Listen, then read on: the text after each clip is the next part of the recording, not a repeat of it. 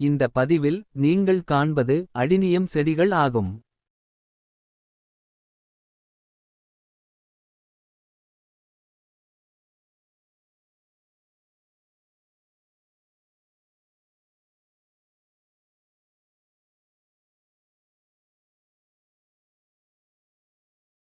இதில் ஒன்று அல்லது ஒன்றுக்கும் மேற்பட்ட கூட்டு நிறங்கள் மற்றும் சித்திரங்கள் போன்ற வர்ணங்களுடன் காணப்படுகின்றன.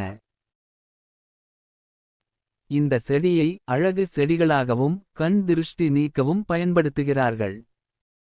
இது வறண்ட வெப்பமான பகுதிகளில் வளர ஏற்ற தாவரமாகும்.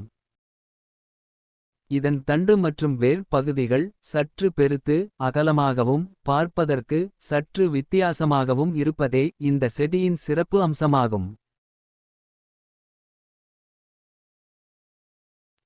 இந்தச் செடி அதிக சூரிய வெளிச்சம் படும் இடங்களில் வைப்பதே சிறந்தது.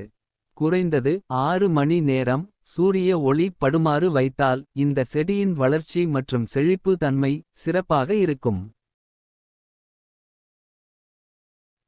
இந்த செடிக்கு மண் தண்ணீர் தேக்கி வைக்காதவாறு சிறந்த வடிகால் அமைப்புடன் இருப்பதே நல்லது.